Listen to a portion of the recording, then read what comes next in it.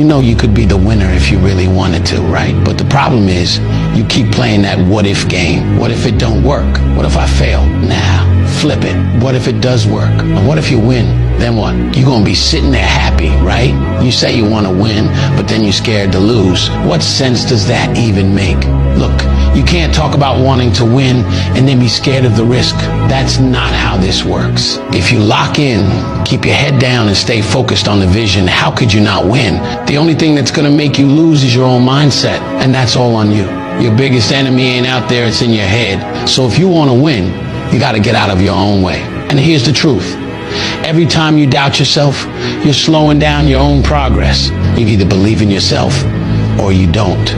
There's no in between. If you keep second guessing everything, you're already losing. But when you stop playing scared and start moving like you're built for this, you'll see everything change. So stop thinking about what could go wrong and start focusing on what's gonna go right.